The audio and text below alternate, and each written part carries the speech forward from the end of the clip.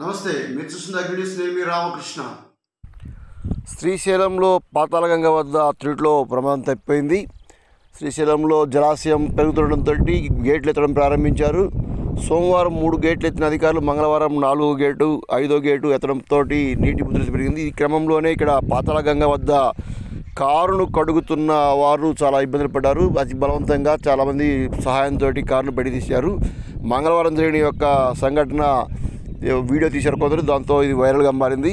ఇక్కడ పాతాళగంగ వద్ద వికారాబాద్ జిల్లా పరిగి నియోజకవర్గం దోమ మండలం దాదాపూర్ గ్రామానికి చెందిన మాజీ సర్పంచ్ కృష్ణ, ఈశ్వర్ సిద్ధి, గురుచరణ్ గౌడ్, ముదిరాజ్ సంఘం అధ్యక్షుడు రమేష్, వీళ్ళందరూ కూడా పాతాళగంగలో తమ కారుతో పాటు స్నానం చేస్తున్నారు, కారును క్లీన్ చేస్తున్నారు. ఇదే క్రమంలో ప్రాజెక్టు అధికారులు హఠాత్తుగా 4వ గేటు తెరవడంతో నీటి మట్టం పెరిగింది. దీంతో ఇక్కడ కారు అదేవిధంగా ఈ స్నానం చేసే వాళ్ళు ఆందోళనకు గురయ్యారు. స్థానికులు పిలిచి చాలా బలవంతంగా కారును బయట తీయాల్సిన పరిస్థితి ఏర్పడింది. ఆ తర్వాత సాయంత్రానికి 7 గేట్లు, ఆ తర్వాత రాత్రికి 10 గేట్లు ఎత్తారు. దీంతో అధికారులు కార్లను కడగడం లేదా స్నానాలు చేసేవారు పాతాళగంగలో దిగవద్దు అంటూ హెచ్చరికలు జారీ చేశారు.